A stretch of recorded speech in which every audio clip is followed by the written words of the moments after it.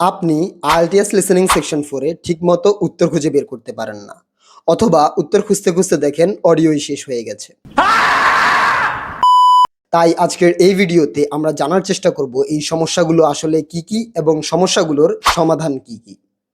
চলুন শুরু করা যাক। সেকশন 4 অন্যান্য সেকশন থেকে অনেকটাই আলাদা। অন্যান্য সেকশনে মানুষজনের মধ্যে যেমন একটা কনভারসেশন হয়, একটা ইন্টারেকশন হয়, লিসেনিং সেকশন 4 এ কিন্তু তেমনটা দেখা যায় না। লিসেনিং সেকশন 4টা অনেকটাই একমুখী হয়ে থাকে। অর্থাৎ একজন মানুষ টানা 5 থেকে 7 মিনিট কোনো পজ এবং প্রশ্ন ছাড়াই কথা বলতে থাকে, যা শুনতে শুনতে আমরা আমাদের মনোযোগ এবং উত্তর দুটোই হারাই। তাহলে এই সমস্যার সমাধান কি? অডিও শুরু করার আগে আমাদের কিছুক্ষণ সময় দেওয়া হয় যাতে আমরা প্রশ্নটাকে ভালো করে দেখে নিতে পারি। You have some time to look at questions 31 to 40. এই সময়টা হতে পারে 15 সেকেন্ড, হতে পারে 30 সেকেন্ড, বাট বেশিরভাগ ক্ষেত্রে খুব কমই সময় দেওয়া হয়। তো আমরা চেষ্টা করব এই সময়ের মধ্যে পুরো প্রশ্নকে খুব ভালো করে বুঝে নেওয়া, বিশেষ করে কিওয়ার্ডগুলোকে, ভালো ভালো কিওয়ার্ডগুলোকে ফাইন্ড আউট করার চেষ্টা করা। এর মাধ্যমে আমরা প্যাসেজের ব্যাপারে খুব ভালো একটা ধারণা পাবো। এর পাশাপাশি আমরা প্যাসেজের মেইন আইডিয়াকে বোঝার চেষ্টা করব। যেমন আমরা এসএসসি এবং এইচএসসিতে প্যারাগ্রাফের হেডিং থেকে পুরো প্যাসেজ আমরা বানিয়ে বানিয়ে লিখতে পেরেছি। এখানে আমরা সেই আইডিয়াটাকে কাজে লাগাবো। আমরা বোঝার চেষ্টা করব আমাদেরকে কোয়েশ্চেনে কি বলা হয়েছে। সেকশন 4 এ আমরা আরেকটি বড় যেই সমস্যাটা ফেস করি সেটা হচ্ছে আমাদের প্যাসেজের টপিক।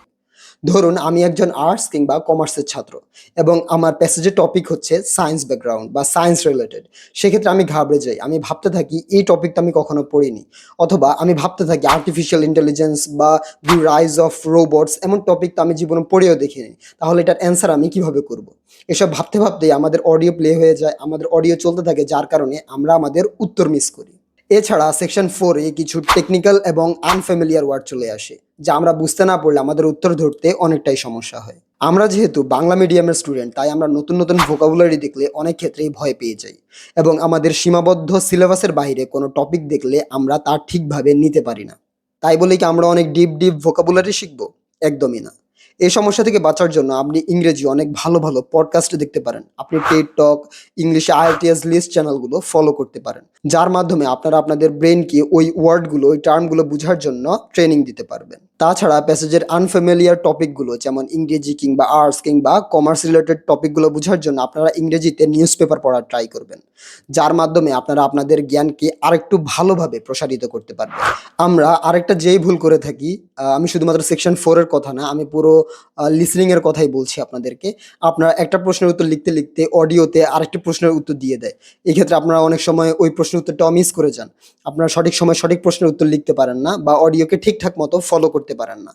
এই ক্ষেত্রে আপনারা কি করবেন? আপনারা যদি কোনো প্রশ্নের উত্তর পেয়ে থাকেন, তাহলে তার শর্ট ফর্ম আকারে লিখে রাখবেন। এবং পেপার বেসডের ক্ষেত্রে বলছি আমি, যদি পেপার বেসডের ক্ষেত্রে আপনারা কোনো প্রশ্নের উত্তর খুঁজে পান, তাহলে তার শর্ট ফর্ম আকারে লিখে রাখার চেষ্টা করবেন।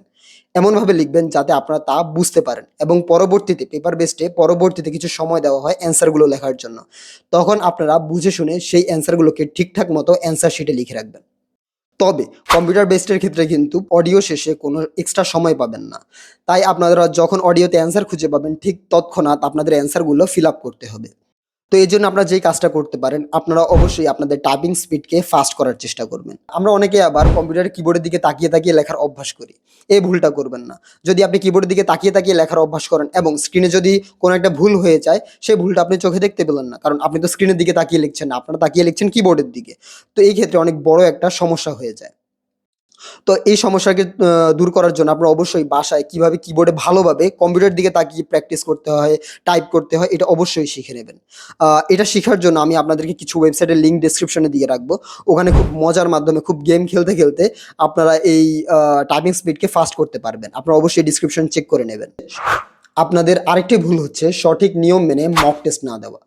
আপনি যদি বাসায় মক টেস্ট দিয়ে থাকেন, সেক্ষেত্রে একদম শুরু থেকে শেষ পর্যন্ত মক টেস্টটা দেবেন।